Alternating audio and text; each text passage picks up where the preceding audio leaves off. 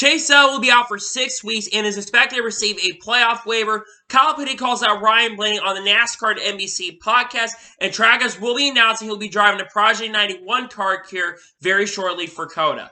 What's going on, guys? It's Daniel, and welcome back to our video. We got a ton of NASCAR and other motorsports stories to discuss here today on the channel. Let's go ahead and just jump straight into those really quickly. We're going to go ahead and start by talking about Hello Water. As it was announced on Monday morning that Hello Water will sponsor Justin Allgaier for 2 races in 2023. They'll sponsor in Phoenix this weekend and also at Homestead near the end of the season. Hello Water has sponsored Justin Allgaier, I believe, for 3 years now, so really great to see they're returning to sponsor Justin Allgaier. They've been a pretty loyal sponsor to him, and glad to see they'll be on his car for 2 races this season.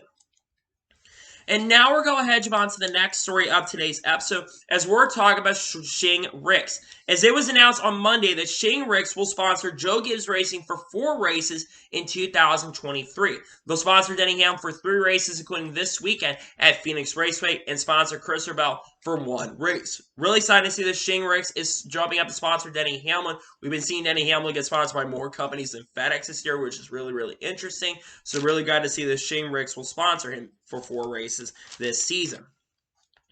And now we're going to head on to the next story of today's episode, as we're talking about Valvoline. As it was announced this morning, and Bob Pockett's report on it, that Valvoline will sponsor William Byron for 2 races in 2023. They'll sponsor him this weekend and sponsor him at Chicago Street Course.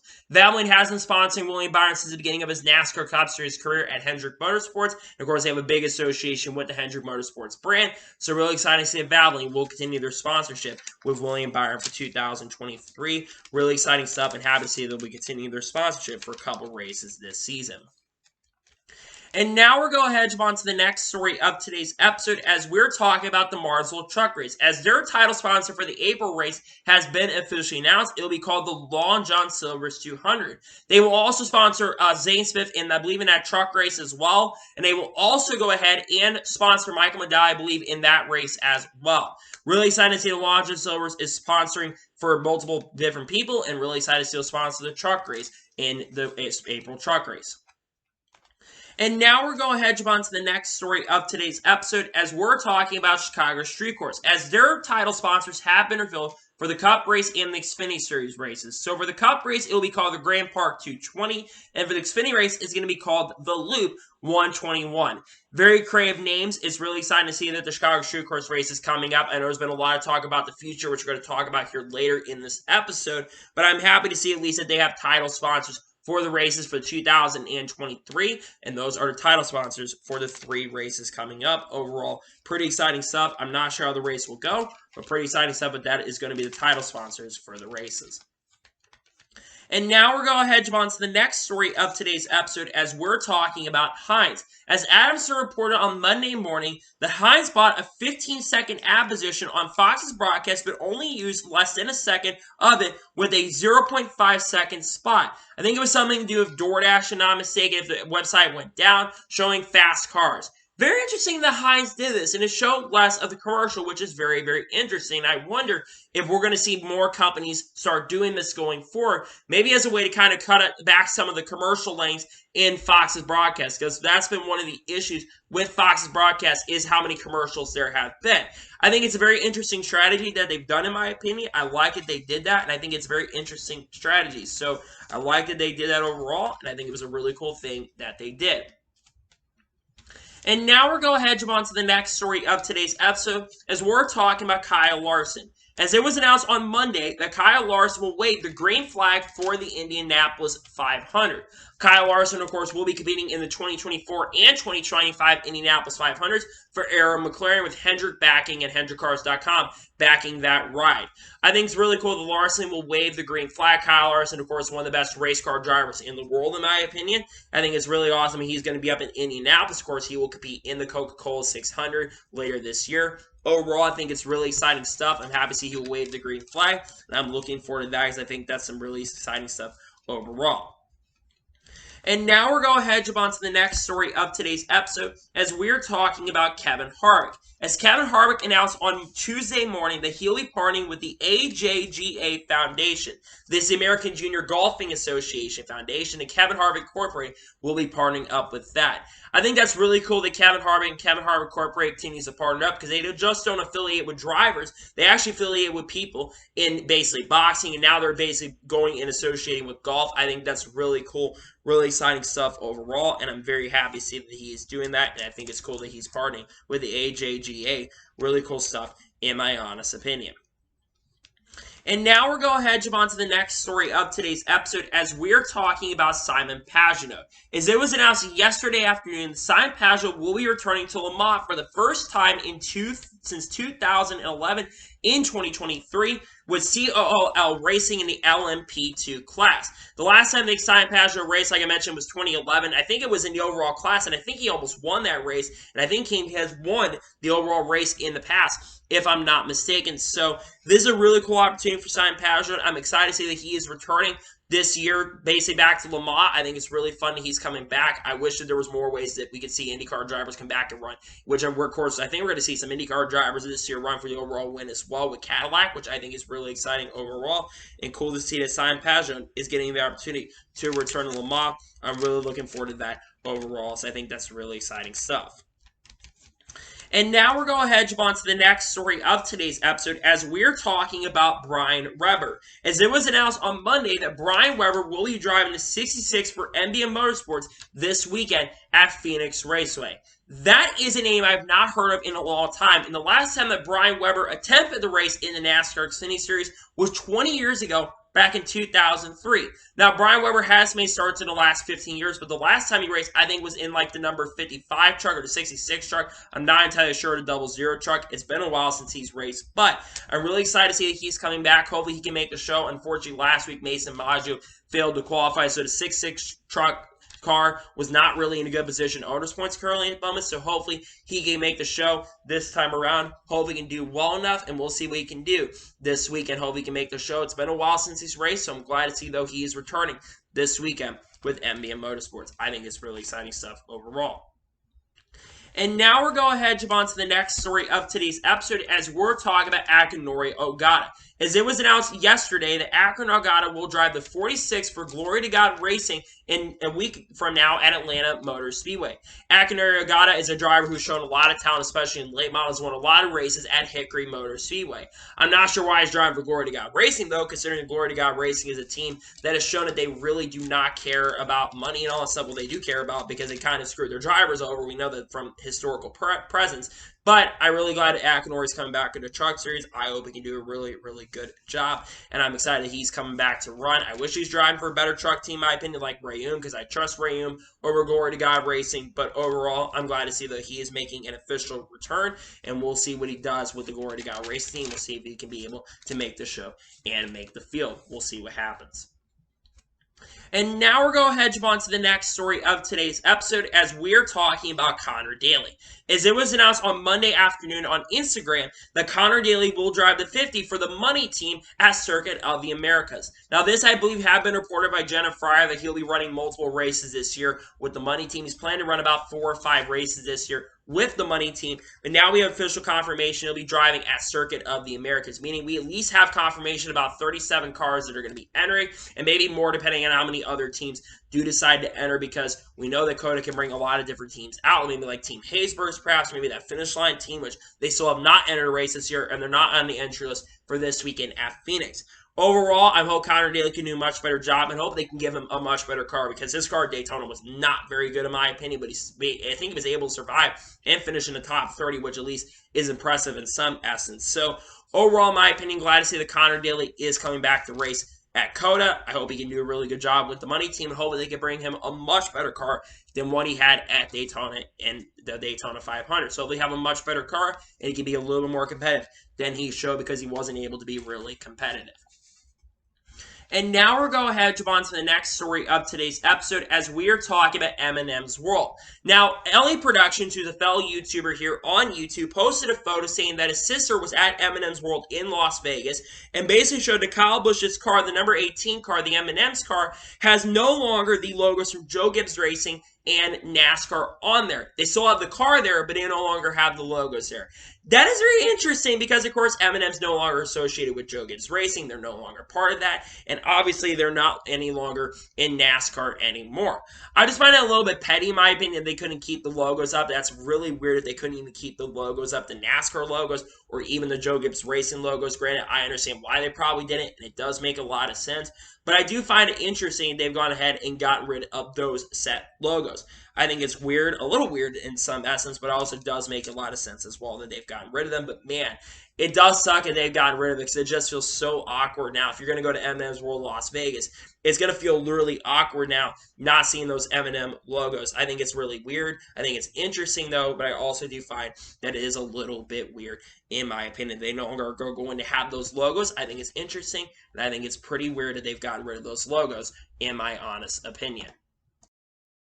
Now we're going ahead and jump on to the next story of today's episode as we're talking about Garrett Smithley. As it was announced yesterday that Garrett Smithley will drive the 91 for DGM Racing for multiple races in 2023, including this weekend at Phoenix Raceway. Now something that's very interesting is Garrett Smithley was supposed to drive the 99 for the full season for BJ McLeod Motorsports. From what we understand, I don't think that car will be running anymore this season, which is very, very disappointing.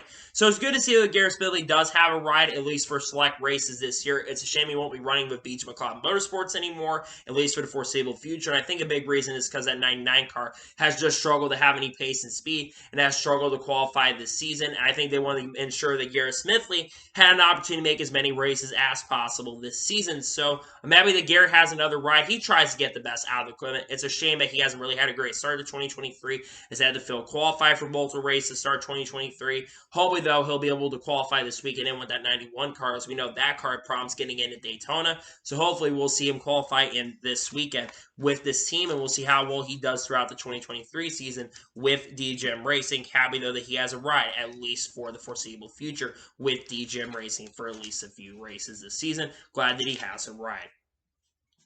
And now we're going ahead to move on to the next story of today's episode as we're going to talk about Denny Hamlin and Michael Jordan. Now, Denny Hamlin had a very funny story about Michael Jordan getting into a TRD simulator and spoke on him getting a TRD sim.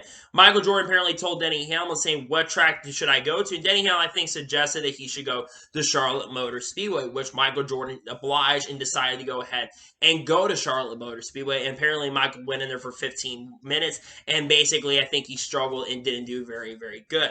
I think it's such a cool story, though, that we get to see people like Michael Jordan, who it shows that he's interested in racing and really interested in racing. And the fact that we saw Michael Jordan get in a TRD simulator is a very interesting and really funny story. Denny was kind of making fun of it, saying that Michael really, really struggled. But Michael's not a racer, so I think it's cool, though, when you have these big celeb stories of people who are involved in the sport and people who love racing in general, who want to get involved more in racing and do things like get in TRD simulators who don't have a lot of racing experience. I think it's really awesome. I think it's funny in a sense, and I'm glad to see that we see Michael Jordan getting involved in more racing in a sense. And the fact that he got a TRD simulator, I think is really, really funny. But in all seriousness, in all honesty, I think it's exciting to see we got people like Michael Jordan getting interested in racing. Really cool stuff, and I'm glad that he got to try a TRD simulator for himself to see the experience, because it shows these guys have a very difficult time being involved in racing. And now we're going ahead and jump on to the next story of today's episode as we're talking about Martinsville. As over the last couple of days, there's been photos that have surfaced that Martinsville has been taking out 20 feet of the wall to preserve it. And guess has been taking out that wall? Ross Chastain. Ross Chastain has been behind the tractor or the base of the bulldozer that's been taking out the part of the wall that Ross Chastain pulled a hail mountain off with so that they can preserve it. The plan, from what we understand, is that they're planning to take it to the NASCAR Hall of Fame, and they're going to be basically taking it out to preserve it. Of course, Hail Mountain, probably one of the greatest moves in NASCAR history. Of course, is currently banned at the moment. Teams cannot wall ride at Martinsville or any type of track at the moment. Granted, we may see some penalties from Darlington if it tends to wall ride. We've seen drivers try to of wall right at other tracks. So it's possible we could see some penalties coming down the road if people try to do it. But in all seriousness and all honesty, I'm not surprised that they're trying to preserve it. I think it does make a ton of sense that they want to go ahead and preserve the wall, considering the fact it's such a legendary moment in NASCAR history. And that, from what I understand, they're going to take it to the NASCAR Hall of Fame, which I think is a great thing overall, in my opinion. They're going to be taking over to the NASCAR Hall of Fame and preserving the wall that had the greatest move in NASCAR history overall. So very exciting stuff for sure, and glad to see that they're going to be trying to preserve that wall, a legendary wall, and very excited to see that they've gone ahead and decided, yep, we're going to go ahead and preserve it to keep it in the history of NASCAR. So great decision in my opinion, and very happy to see that they've gone ahead and decided to do that, in my opinion. And now we're going to head on to the next story of today's episode, as we're going to talk about the Las Vegas Truck Series ratings. Now, we're going to be getting to the other TV ratings here in just a little bit, but Fox put out a tweet on Monday showing the Las Vegas Truck Series ratings. And according to them, FS1 earned 623,000 viewers. That is up 15% from last year, which that race had 543,000 viewers. It shows that there is an increasing number of core fans that are tuning in to these NASCAR Truck Series races. The Truck Series race at Daytona really didn't get a great count because of the fact that they got rain delays so much. Before that, it was actually going up in the TV ratings. I think this is phenomenal and amazing to see that the TV ratings, at least for the truck races, has gone up to start this year, because while the Cup ratings have gone down to start 2023, which we'll get into that here in just a little bit, it shows that the Truck Series and Xfinity Series, both those races actually increased over this weekend at Las Vegas Motor Speedway. I think it shows at least that while ratings may be going down on the Cup side of things, that the core fan base is sticking around and are tuning in to the other series. And I think that is overall very, very exciting stuff to see. And again, I love that the Truck Series continues to grow ratings. I think Jimmy Little did an okay job in the broadcast booth, but I think people are enjoying the Truck Series a little bit more. There's a lot of excitement. Of course, Craftsman is back this year, which is great for the Truck Series in general. Yes, they're running into hell a lot of the Craftsman brand, but having Craftsman back in the series is really, really great. And overall, I think it's exciting to see that the TV ratings for the Truck Series do continue to go up in a big, big way. So, really great start for the Truck Series in 2023. And it's so awesome to see that the Truck Series TV ratings continue to go up. So, I think it's big for the sport in general, and I'm very happy to see the Truck Series TV ratings have gone up. So, I think it's a really great thing overall. In my opinion, TV ratings continue to go up in that front. And now we're going to head on to the next story of today's episode, as we're going to go ahead and talk about the TV ratings in general for this weekend for the NASCAR, for F1, and for IndyCar. So Adam Stern put out all of the TV ratings for this past weekend. First, Fox earned 3.991 million viewers for the Cup race at Las Vegas. That is down 15% from a 4.544 million viewers in 2022. For Formula One, ESPN got 1.318 million for Sunday's F1 opener Bahrain. That is down from 1.353 million in 2022. And for IndyCar, NBC got 1.189 million viewers for Sunday's IndyCar opener. That is down from 1.45 million in 2022. So let's talk about the Cup Series racing being down 15% in viewers. You can definitely look at basically the sales and the HUT viewership and all that kind of stuff. But I think a big factor why the Cup ratings are down a lot is because of the Chase Elliott effect. I expected the ratings to be down quite a bit because of Chase Elliott not racing this past weekend at Las Vegas. And I think that is a trend that is going to continue as the season progresses. I think that is a genuine trend that is going to continue as the year goes on. So I'm not surprised by the TV ratings going down for the Cup race at Las Vegas. I'm not really surprised about that. I think a lot of that had to do with the Chase Elliott effect. Next, F1 being down, that's a little bit surprising, but it's still a very solid number, all things considered. Look, I think a lot of people tuned in initially, but they saw Max Verstappen dominating and pretty much dominate. The only really big thing that kind of saved this race is the fact that Fernando Alonso got a podium, but it wasn't the most exciting race overall, so I'm not surprised on that front that the TV ratings for the F1 race went down just a little bit. And finally, IndyCar went down a huge chunk from last year, and I think a lot of that is due to the lack of promotion. I know that IndyCar is trying to do a better job with their promotion, but a lot of people didn't even know there was an IndyCar race this weekend until literally the day of the race. And I think a lot of it is due to the lack of promotion from IndyCar side of things, and they need to do a much better job with their promotion, because if they don't improve with their promotion, you're going to continue to see incidents like this we're going to see less people tuning into races, and that is going to be a huge, huge problem, in my opinion. So they need to do a much better job when it comes to promotion, because that's been a big problem with IndyCar is the lack of promotion, and they need to do a much better job on that. That being said, though, I'm happy to see it's disappointing that all the ratings went down, but I'm not surprised. It's not just an NASCAR problem. It's generally a racing problem. General ratings were down for this weekend. I know there's a lot of interest in F1. There's a lot of interest in IndyCar and NASCAR, but unfortunately, ratings are down. And overall, it's kind of unfortunate that has happened, but it is what it is. And overall, it is a little frustrating to see that ratings are down a little bit, but it is what it is, in my honest opinion. Now we're going to head on to the next story of today's episode, as now we're going to talk about Carson Hocevar. As it was announced last night, Carson Hocevar had been teasing a pretty big announcement. Well, it was announced yesterday evening that Carson Hocevar will drive the 77 car for Spire Motorsports in the NASCAR Xfinity Series. That's right, Spire Motorsports is expanding to the NASCAR Xfinity Series. Of course, they currently have a NASCAR Cup Series team with Corey LaJoie driving the 7 and Ty Dillon driving the 77. And they also, of course, have a Truck Series team with the number 7 truck that Corey LaJoie and multiple other drivers this year are expected to drive throughout the season. And now they expand to the NASCAR Xfinity Series, meaning that they're the only team in NASCAR's top 3 divisions that have teams in all 3 series. Carson Hocevar will drive 6 races for the team this season, including at Dover.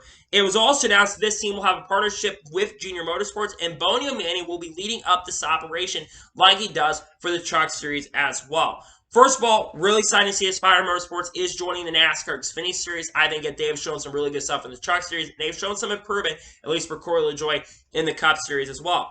The other thing, really pumped to see that Carson Hocevar is making NASCAR Xfinity Series starts. This guy has a lot of talent. He's shown his stuff in Nice Motorsports. I know he's not won a race yet in the NASCAR Truck Series yet, but he's come very close to winning races in the Truck Series, and this is an amazing opportunity for Carson.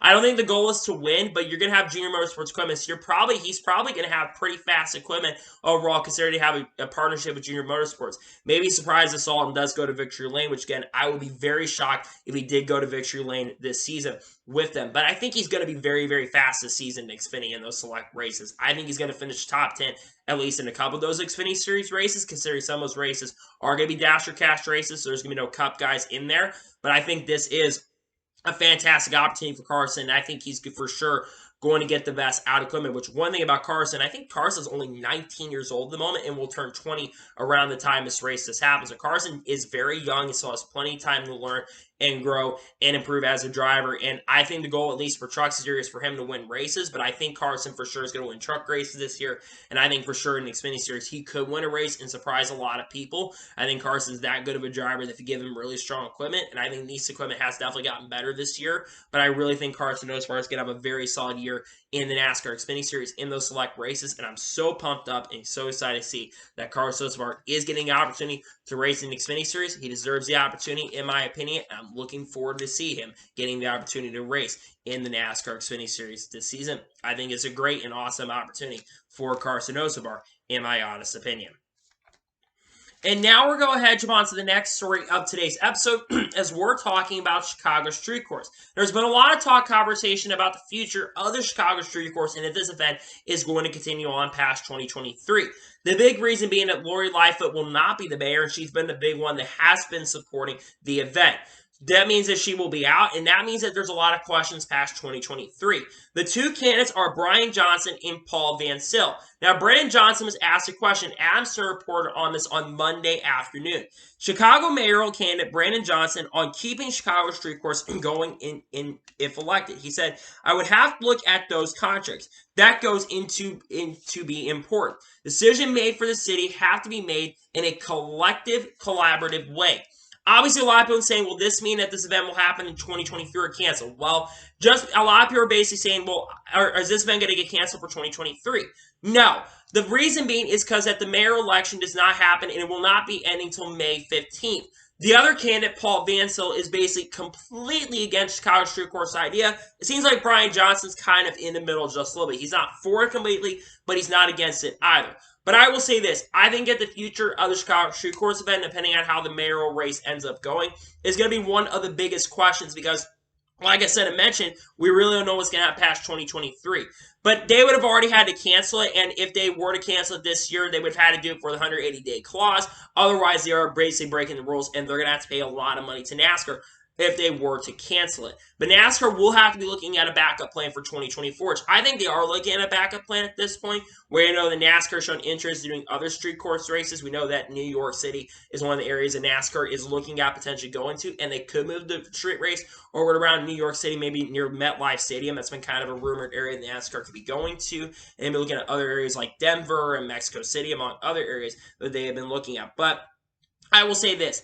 The Chicago Street Course race is not getting canceled for this year, but I think there's a really good chance and a really good possibility that after 2023, this event could end up getting canceled. I think, like I said, I think there's a very strong possibility that after 2023, it does get canceled. And maybe Road America gets the race back. Look, Road America, in my opinion, while the racing wasn't as good in 2022, it brought in over 100,000 fans to the facility and to the racetrack. The fact that 100,000 people still showed up to Road America shows that it doesn't matter how big of an audience you have, you can still lose an audience. And while Chicago Street Course is going to have a lot of people there, it's not going to have as many people as Road America. I would be surprised if there's more than 6,000 people that show up to the Chicago Street Course race compared to Road America, which got over 100,000 fans. And honestly, I would love for Road America to make a return to the Cup Series schedule just because of that. But again, Chicago Street Course race not expected to be losing their day for 2023. They're expected to keep their day continued. I could be wrong. They decided to change their mind, but I'm not anticipating that they are going to change their mind when it does come to that. So in my opinion, I do anticipate and expect that they are going to continue Chicago Street Course race past the 2023, at least for 2023, but past 2023 is going to be a very interesting question. If they will continue past 2023, it's going to be one thing that we're going to be watching as time goes on. And now we're going to head on to the next story of today's episode as we're talking about Project 91. Now, Project 91 has not announced their plans for 2023 at the time of what races they're going to be doing. But it's expected that sometime this week, maybe today or in the next few days, that they could potentially be announcing the Project 91 car. According to Adam Stern, Trackhouse could detail plans for its first of several Project 91 races this year, expected to be COTA as soon as this week. Driver COTA is unclear, but Justin Marks previously said that Project 1C was Kimi Räikkönen's until Kimi said otherwise. Now, Kimi Räikkönen did drive for Project 1 in their debut last year at Watkins Glen, and Kimi Räikkönen was actually very, very impressive in his debut. He was in the top 10 at one point at Watkins Glen, which is very impressive considering Kimi does not have a lot of stock car experience. Unfortunately, though, for Kimi Räikkönen, he unfortunately ended up crashing out after his teammate at the time, Ross Chastain, got a little bit over aggressive, and Kimi Räikkönen got caught up in somebody else's mess that wasn't his doing. I really like to see Kimi Räikkönen come back, and he's left the window open and left the door open to make a potential return. So it does sound like that there's a very good chance and a very good possibility that Kimi Räikkönen could make a return to the Project 91 car. But if Kimi decides otherwise and doesn't decide to come back, which I think Kimi Räikkönen will make a return at COTA, but if he does decide to not race, what drivers could be a potential possibility? Well, there's one other driver that's been mentioned very much recently that has shown interest in racing in NASCAR, and that is Jenson Button. Now, Jenson Button obviously has shown interest. Of course, he'll be driving the Garage 56 entry later this year at Le Mans on June 10th and June 11th. So about 3 months from now, he'll be making that car. He'll be racing in Le Mans in the Garage 56 entry. It also needs to be noted that very recently, not too long ago, about a week or two ago at Auto Club, this is the second or third time that Jenson Button has shown interest in racing in road courses. He doesn't want to race oval tracks, but he wants to race road courses, get a little more acclimated to the NASCAR stock cars, get a little more acclimated to that before he goes over to the Garage 56 entry in Le Mans. And honestly, Jenson Button racing in NASCAR would be very, very fun. Because I think Jenson Button, of course, one of the greatest Formula 1 drivers ever, won a championship in 2009, and won a lot of races in Formula 1 as well. And he's a driver shown a lot of success in other forms of racing as well, including the Extreme E Series that he currently runs at the moment. He's shown a lot of success over there. So I would love for him to get an opportunity to come over and race. Another driver I like to see is Romain Grosjean. Romain Grosjean has, I think, expressed interest in the past. In fact, he expressed interest at Daytona 24 hours a couple weeks ago. So about 2 months ago, he expressed interest in that. So maybe Romain Grosjean could get an opportunity to race there. And what about Daniel Ricciardo? Daniel Ricciardo has expressed interest in wanting to race in NASCAR in the past, and test a NASCAR Cup Series car. why not go and race with Project 91? That would be a great way to get some testing experience and getting some experience in that. It's going to be very interesting to see what drivers they decide to go with. It could come out today. It could come out tomorrow. We don't know at this point exactly, but I think it will be Kimi Räikkönen. But if it doesn't Kimi Räikkönen, I think it will be Jenson Button who gets the opportunity. That being said, though, it's going to be interesting to see what happens, and we'll see what happens going forward in regards to that.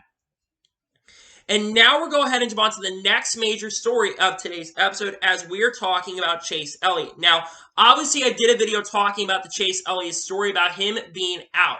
And it was reported yesterday Hendrick Motorsports officially announced that Chase Elliott will be out for at least 6 weeks, could be longer, but right now, approximately 6 weeks is a goal for Chase Elliott to potentially return. It was announced that Josh Berry will continue to run all the oval races in those 6 weeks. That means he'll run all but one of the races because Jordan Taylor is going to drive as Circuit of the Americas in that number 9 car.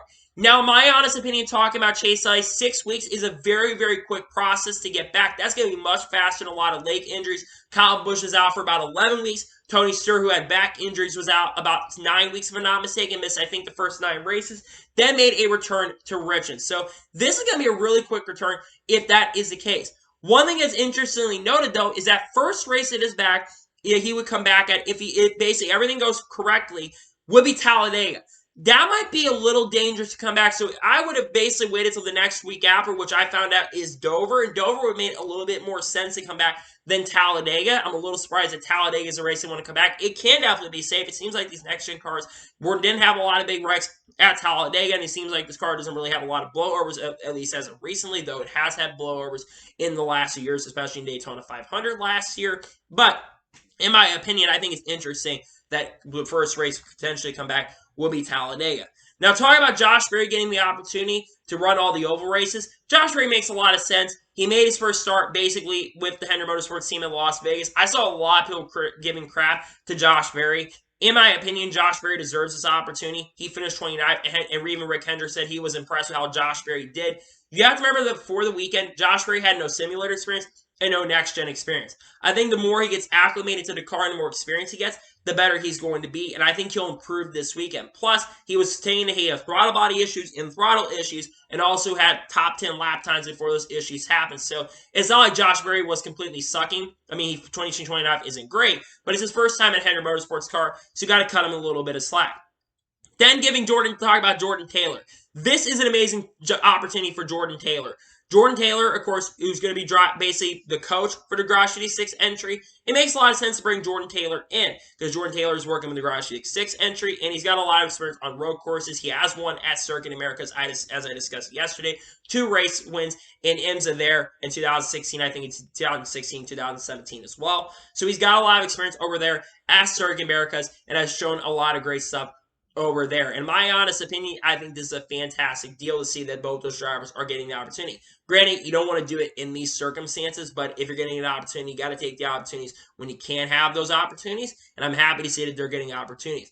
Next thing I want to say is I'm wishing Chase Elliott a very, very speedy recovery, and we're hoping to see that he'll be back at the racetrack whenever he does decide to come back. We're going to talk about another story around Chase Elliott here in just a second when it comes to waivers, but in my honest opinion, Chase Elliott does deserve this. Well, not Chase Elliott, but Chase Elliott definitely, hopefully he'll recover very, very soon. The other 2 drivers deserve these opportunities, and I'm looking forward to seeing both of them behind the wheel going forward. I just wanted to follow up a little bit on that story and talk about the situation from yesterday.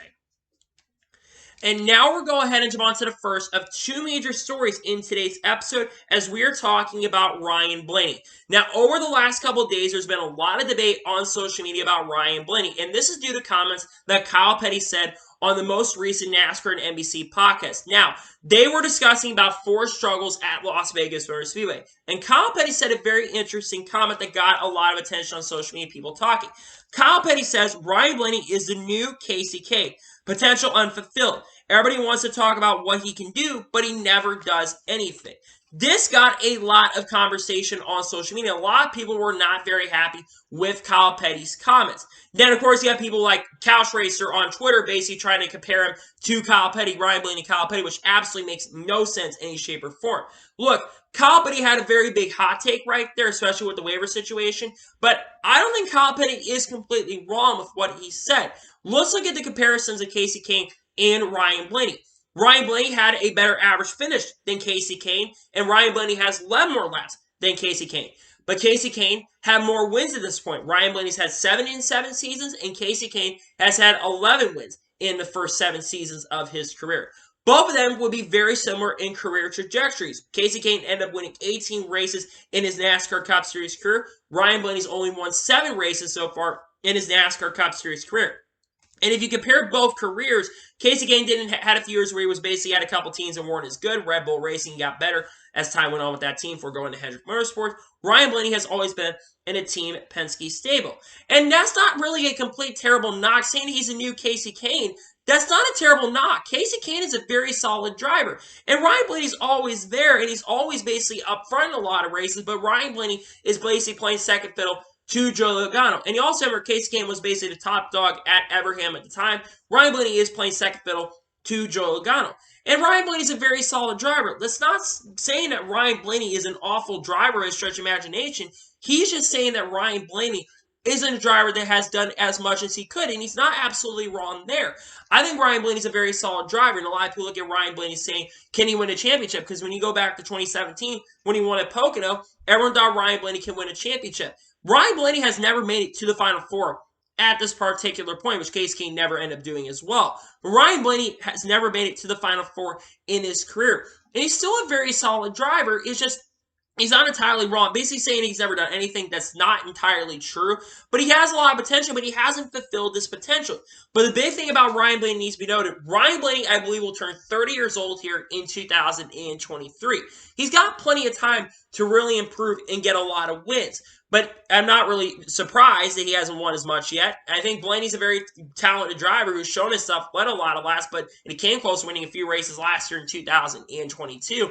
But unfortunately, he didn't get those wins. He definitely did win a race at the All-Star race last year, but he didn't end up winning. But I don't think Kyle Petty is completely wrong with this statement. There's a good argument to be made there, and you actually, like I said, you look at the trajectory, they're very similar career trajectories. But right now, if Ryan Blaney continues the career trajectory that he's been on, he won't be a NASCAR Hall of Famer because he's not won a championship at this point. If he ends up winning a championship like Chase Elliott and Kyle Larson have done at this point, he will probably make it into the NASCAR Hall of Fame because all NASCAR champions, unless you win a few races in your career, you're more than likely going to be in the NASCAR Hall of Fame. But in my opinion, I think it's actually not a bad statement to say. Saying he's never done anything, like I said, is not probably the best accurate statement to make. But in my honest opinion, I think it's very good to say that it's very similar. I don't disagree with Kyle Petty's statement. And I've also saw a lot of slander on Kyle Petty's name, basically saying to Kyle Petty, what does Kyle Petty have to do with this? Well, Kyle Petty made a comment, and I don't think Kyle Petty is completely wrong with his statements. I think it's not a bad statement to make. I think they're having very similar careers at this particular point, and I don't completely disagree with the statement that he made. In my honest opinion, I don't disagree with the statement that Kyle Petty made. And now we're going ahead and move on to the final major story of today's episode as we're talking about Chase Elliott once again. Now, we've already talked about Chase Elliott and how long he's expected to be out. Well, there's another story around Chase Elliott, and a lot of people have been discussing about if Chase Elliott should receive a playoff waiver. And I already kind of discussed this on the channel in the initial situation on Monday, and also on Saturday or Friday as well. Well, according to Elton Sawyer, and basically he won a Series 7 NASCAR rating, who's a higher-up official in NASCAR, and Elton Sawyer says that Chase Elliott is likely to receive a waiver request when he is ready to return to competition. But they all said, I don't see why he could not receive a waiver.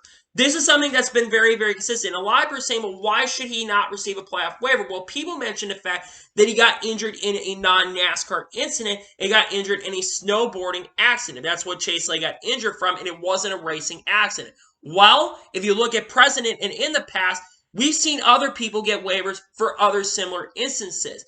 Tony Stewart's a perfect example. In 2016, Tony Stewart got injured in a dune buggy accident in the desert before the season began, and Tony Stewart was able to receive a playoff waiver very, very easily. And that's why I say that. Also, Matt Kenseth in 2020, he also received a playoff waiver for extraordinary circumstances. He got it because he didn't have a ride, and they wanted to give Matt Kenseth a waiver because he was coming back. Despite the fact that he missed the first 4 races of the season, he still ended up getting a playoff waiver in that front. So if those drivers are able to get a playoff waiver, why can't Chase Elliott get a playoff waiver for a legitimate injury? It makes a lot of sense for him to get a playoff waiver. And Kyle Petty also agrees and he should easily receive a playoff waiver. Now, Chase Elliott, obviously, of course, when he does return, which again, 6 weeks is going to be a very quick recovery, and I think that's a little bit rushing back in. Chase Elliott is going to have to win a race regardless and is going to need a playoff waiver to be able to make the playoffs. He's going to absolutely need one because he's going to be a lot of points out. Now, Chase Elliott's probably going to have the overall pace and speed to come back and probably be very, very quick. And he might come back at Talladega if he does return to Talladega, which, like I said, is going to be a very quick return. When he does return to NASCAR, he's going to be probably still very, very quick, but he may not be as fast getting more acclimated to getting back behind the wheel. But I think he definitely deserves a playoff waiver 100%, and he's likely going to receive a playoff waiver for NASCAR. And I'm really surprised because, like I said, there wasn't this discussion with Tony Stewart. And again, I understand people saying he shouldn't deserve a playoff waiver. I understand it. But Chase Elliott 100% deserves a playoff waiver. And I saw a lot of people also talk about this, that Chase Elliott should not have been allowed to go out and have fun. I wouldn't have gone so boring myself. But Chase Elliott, I'm not a race car driver, and a lot of people talk about the situation as well, that Chase Elliott shouldn't have basically done that because he has a race weekend and a lot of contracts up that he's going to be obligated with. Well, a lot of these people that have been saying this, they're not the race car drivers. They need time to basically be able to have downtime and such to be able to go do whatever they want to do. They're at the racetrack. They don't get a lot of time off. And Chase Elliott was in Colorado and stayed on the West Coast and wanted to be out in Aspen, basically the Aspen, Colorado area, which, of course, he has a house up in the Ville, Colorado area, a house up there. So it makes a lot of sense for him to have a lot of fun. And he has a lot of experience being a snowboarder and having a lot of fun doing extreme sports and such. So he should be allowed to 100% get a playoff waiver, in my opinion. I don't think this is a contest, in my opinion. And the fact that there was even discussion about the fact that Chase Elliott should even receive a playoff waiver is definitely really, really surprising to me because every other driver, except Spencer Gallagher, who didn't get one because he basically got suspended for drug abuse and all that kind of stuff. In my opinion, this is a very good decision for him to likely get a playoff waiver. He definitely deserves a playoff waiver, in my opinion. I don't understand the conversation. Again, I understand it, but I don't think it makes a lot of sense for people to say this because the fact that there's even been conversation about Chase Elliott shouldn't be getting one is very, very surprising. I understand that there's rule stuff, but again, these teams are also not expected to change their contracts. We've seen a lot of drivers speak on this. Daniel Suarez spoke on it. Kevin Harvick spoke on it. We've seen Brad Keselowski speak on it, and we've seen Denny Hamlin speak on the situations as well. And it's a way to unwind and basically have a little more mental toughness because you're in these race cars, and they're always at the racetrack for 40 weeks, and you can't always basically be putting these guys, wrap them up in a bubble, and keep them in a bubble. So in my honest opinion, I think it's a great decision that they're going to give him a playoff waiver likely, but he is expected to receive a playoff waiver. We'll have to wait and see that when he does make his official return, which, of course, like I said, he's expected to be out at least for 6 weeks. It could be longer depending on the recovery process, and it could end up being longer, but it's one thing we're going to be watching going forward down the road. We'll see what happens, and we'll see what ends up happening in the future. But Chase Elliott is expected to receive a playoff waiver here in the foreseeable future. So, that is going to be today's NASCAR news and motorsports news video. I want to thank you guys for watching. Please like and subscribe to the channel. Notifications on to be notified when a video does go live on my channel. Follow me on Twitter, Facebook, and Instagram, and support me on Patreon as well. Links description below for that, and comment below your thoughts below on today's episode. What are your thoughts about Chase Elliott expected to be receiving a playoff waiver? Let me know in the comments below. And what are your thoughts about all our stories discussed here today on the channel, including Kyle Petty calling out Ryan Blaney? Let me know your thoughts in the comments below. Later today on the channel, I may have a paint scheme video on the channel. I was going to release it tomorrow, but unfortunately I have to work tomorrow. And then, of course, tomorrow will be the race fix video for the Cup Series race at Phoenix Raceway. Friday is going to be a NASCAR news video. Saturday, we'll be talking about the Xfinity Series race and doing the starting lineup video more than likely. And then Sunday, we'll be doing the Cup race review at Phoenix Raceway. So anyway, like I said, I want to thank you guys for watching today's episode, and I'll see you guys next time for some more great, awesome NASCAR content and other motorsports content on the channel like this. Take care, everybody.